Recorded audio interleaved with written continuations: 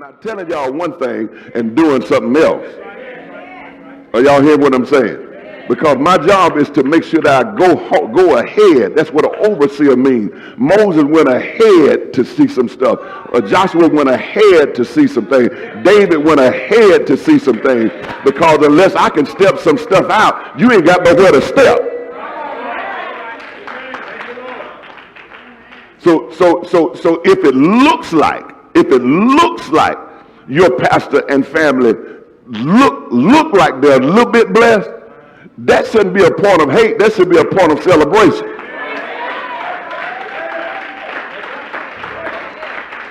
Are y'all hear what I'm saying? That should be a point that you get excited, because the one thing I will not do, I will not leave my church behind. I do not, I repeat, I do not bless. Are y'all hearing what I'm saying? I do not want to be the only blessed person in this house. I want everybody in this house to be blessed way more than me. Are y'all hearing what I'm saying? See, that's another one of them blessed, one of them praising points right there. You should have got real excited about that. The reason why I say a lot of stuff to get on y'all nerves is to shake you out of a stagnant place. And sometimes you got to get a crowbar. For any builder, you got a stubborn nail out. You can't just put it out with a hammer. You done broke all kinds of handles and stuff trying to get it out with a hammer. You got to get a crowbar, and then you got to pull on it. Some of our lives in this room are a rusted nail and a hard piece of wood. And when I say stuff to get on your nerve, it's just me putting a crowbar to it, trying to pry you out of poverty, and pry you out of stagnation, and pry you out of lack, and pry you out of that place, so you can get put into something that's going to be a blessing to you for years to come. I'm not studying about where you at right now. I'm trying to get you in a place to where you had it. You need to be blessed. Your family needs you to be blessed. Your kids need you to be blessed. Your grandkids need you to be blessed. God, listen, you don't want to pass down just getting by to them.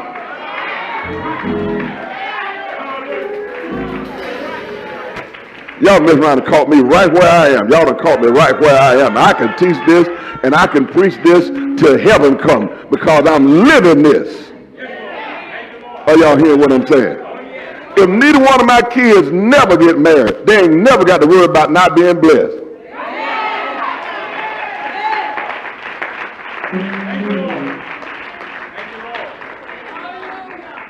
Y'all better be glad that comes. Listen, can I tell y'all something? Sit down. Let me tell y'all something. I'm just talking. Let me tell y'all something. All my single ladies in here, let me help y'all out with something. Do not, I repeat, do not marry somebody that can't cover you.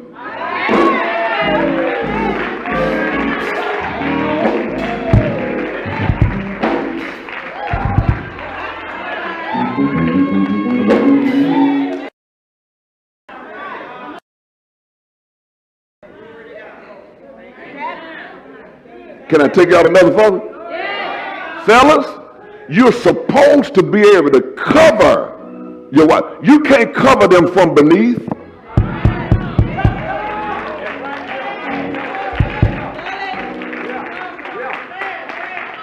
When you get in your bed, you get under your covers. The man's supposed to be able to, how he gonna cover you and him?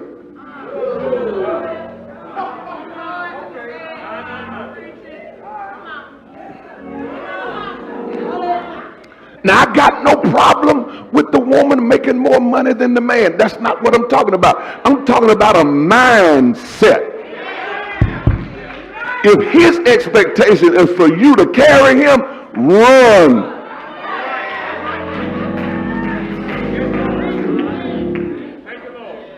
Okay, I'm putting out fires right now. Let me go ahead and put out some more fires. Are y'all hearing what I'm saying? If he can't cover you, run. Run quick. In other words, he needs to at least come close or match or something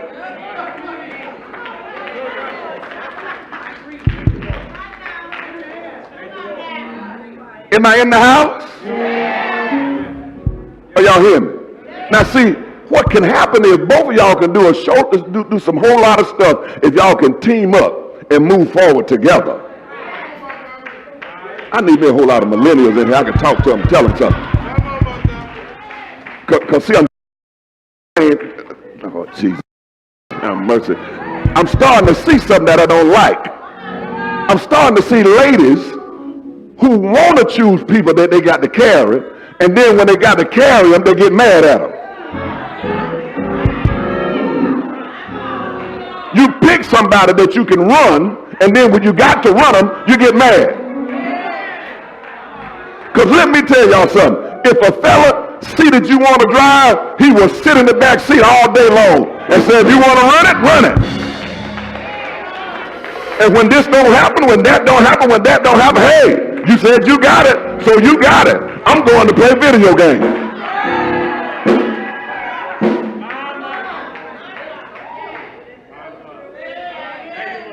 So fellas, you got to get you a set of you-know-whats and get out there to earn some stuff and put yourself in a position where you can be somebody's real husband. You are more than your genital. You got to have more than your genitals, because you ain't going to do that. That's all. See, y'all should have said amen earlier. I'd have left y'all alone. But since y'all want to sit there quiet and all bougie, like I'm talking crazy, now I'm going to come right down your street. Stop choosing these Jews just so you can sleep with them. And they ain't got nothing to offer you. They ain't got a pot to piss in or a woman know where to throw it out of.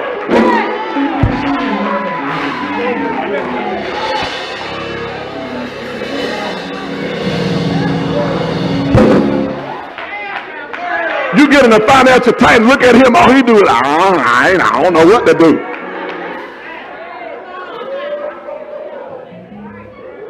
All right.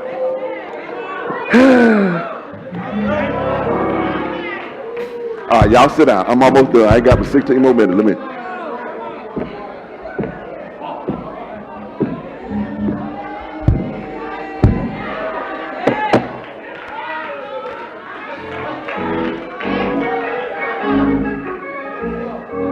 Lord have mercy, Jesus. The one thing that y'all co-pastor ain't never got to question is whether she's safe financially. She never got a question there. She ain't got to worry about no lights getting cut off. She ain't got to worry about no water getting cut off. She ain't got to worry about whether she can do this or do that. She ain't never got to worry about that. You know why? Because she got a real man covering her.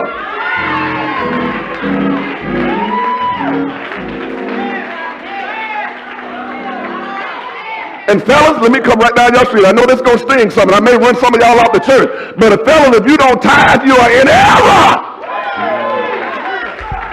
Ladies, don't marry no Negro if he don't tithe.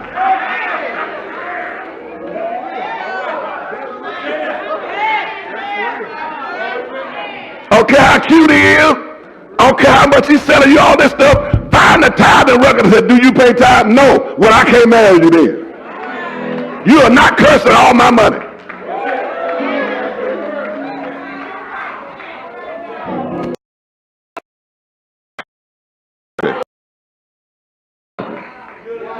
I'm trying to be. I'm trying to be nice. Jesus Christ.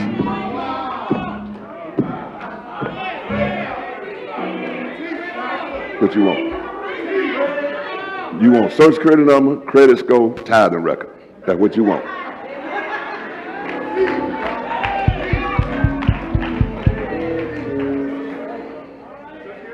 Do some research. I need to know all that. Write them down. Write them down. Social Security number, credit score, tithing record. Well, first of all, if you don't even go to church, you know he ain't paying no tithe, so you need to run quick.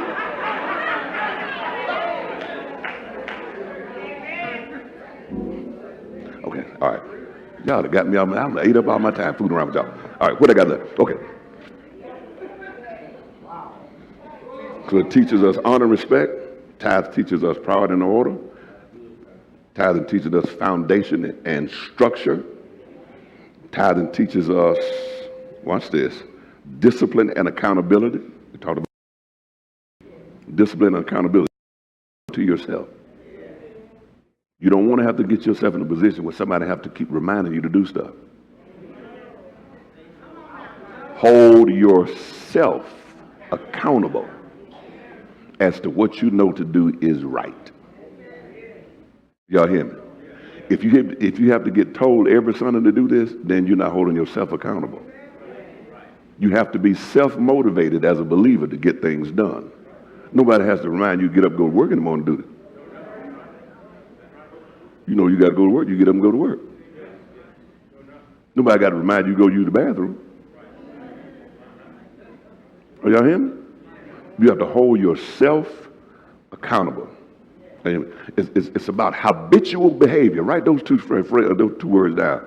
Habitual behavior. It's behavior, but you do it as a habit. It becomes, see, a habit is something that you are. It's what you become. Not something that's something that you become. Okay, all right. Now this last thing I'm gonna give you that tithe teaches us, and then hopefully I can finish this up, and I won't go over. I want to give y'all some. Okay, all right. Let's do this.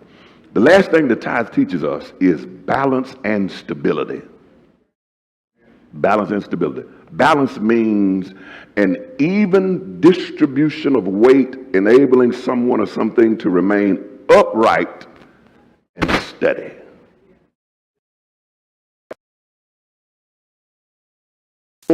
It seems like your money keep falling. If it seems like your money keep falling, could be because you are not stable in this area of tithing.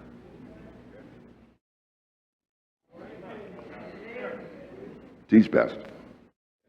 If your money keeps falling, I'm not talking about having ups and downs. That's waves. You're gonna have that. But I'm talking about where you got to have some out all the time. The believer, I'm not talking about unbelievers. For the believer, tithing teaches us balance and stability. See, tithing brings balance and stability to our finances because it helps us engage in proper, even distribution. Proper and even distribution to our resources with, here's a real good word, with integrity. With integrity. What does integrity mean? Integrity means I'll do what I said I would do when I said I would do it. Let me say that again. Integrity means I'll do what I said I would do when I said I would do it. That's integrity. Okay? Integrity and stability with the tithe leads to integrity and stability in other areas in our finances. I told y'all I couldn't prove it, but I guarantee you those that have schizophrenic tithing, if we are in and out or not, I guarantee you if you check our credit score, it's low.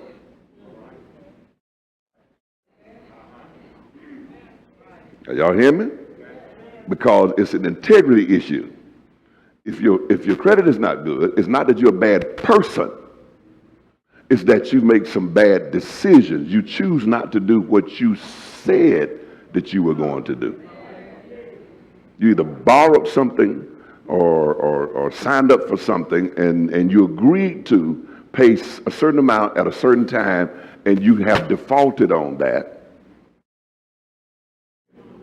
Come on, y'all, I'm telling the truth. Well, you say amen if you want, but I'm telling the truth. That they don't like you. No. Of our behavior. And so when we don't do what we say we're going to do when we say we're going to do it, it means that we lack in the area of integrity. Because you won't have integrity in your life and then come in and don't exhibit that in church. Or it's going to be tough and not do it in other areas of your life.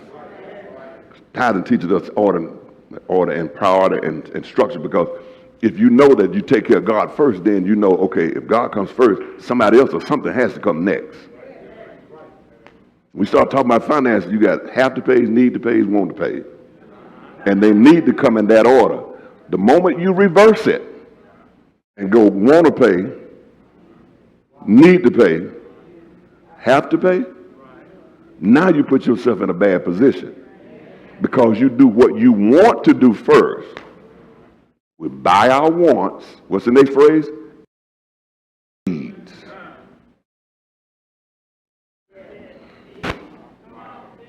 And until we as a race of people get it in order, do what we supposed to do first, what we have to do, then what we need to do, and then what we want to do.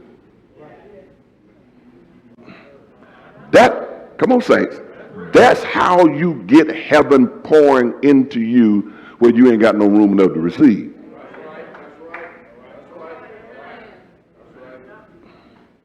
Are y'all hearing me? I'm a little bit concerned that people think they can shout up a blessing. Because in our charismatic approaches to ministry, in our ministry, we have confused that we can just dance up and praise up blessing. No, it don't work like that. If it happens, and it's not sustainable. But if you really want God to bless you the long haul, you start honoring his principles that are lined out in his word. Can I give you a few of them? We'll give you a couple of them, then we're going home. All right? So tithe teaches us balance and stability. It talks about integrity. Job 31:6 says this: let me be weighted in an even balance, that God may know my integrity. I want to get good even balance so God will know my integrity. The higher you go up, ladies and gentlemen, the more balance you're going to need. Whoo, Jesus Christ, have mercy, Lord. The higher you go up, the more balance you're going to need. Okay? Y'all wrote that down? Write this down too. The higher you go up, the wider your base or foundation needs to be.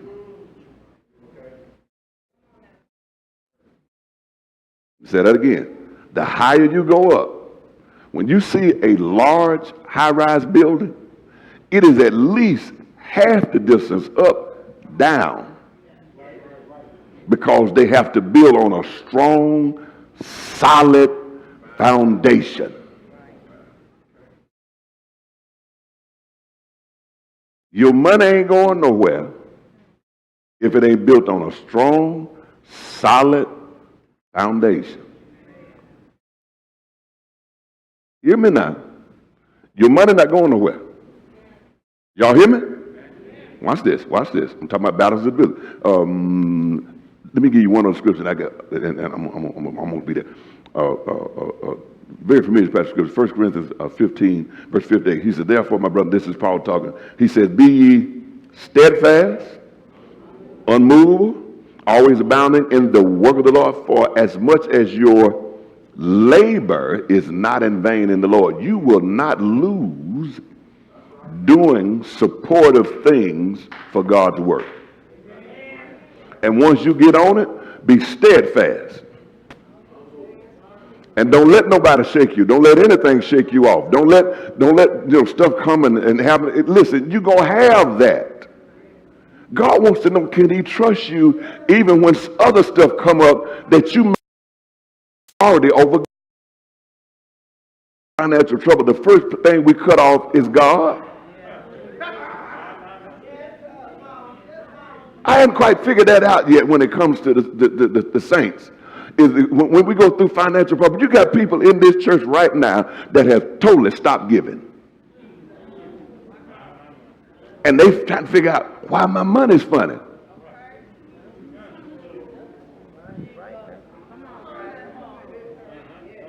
Listen, your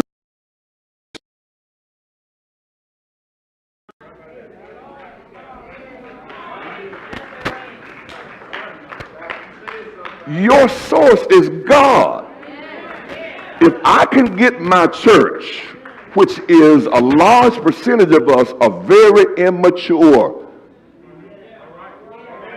I just had to face the music and stop fooling myself that I had a real mature church. The devil is a lie. One of the reasons why I know we're not mature is we keep tripping in this area. Y'all quiet now, ain't you? Mature saints understand that this is Christianity 101. You do not stumble in this area. Why? One scripture. For God so loved the world that if we don't ever get giving down, okay. Let me give you this. I'm going to give you this real quick. Last question I'm going to give you. Last statement I'm going to give you, rather. Your life is your house. Write that down. Your life is your house. Question is, what is your house built on? What is it built on? Okay. Put Matthew 7, verse 24 through 27. Matthew 7 through 27. House is built on something solid. So the more solid is built, the thing you build it on, the more stable it's going to be. Watch what Jesus said. He said, therefore, whosoever hears these sayings of mine, conjunction, and doeth them. Is that up there? You can't just hear it. You got to do it. He said, I will liken them unto a wise man who built his house upon a what? Built it on a rock. Now, remember I told you, you're going to have stuff to happen. You're going to have ups and downs. You're going to have this to happen. Jesus said it right here. He says, and the rains descended. I got bills to pay. The floods came. I owe money over here.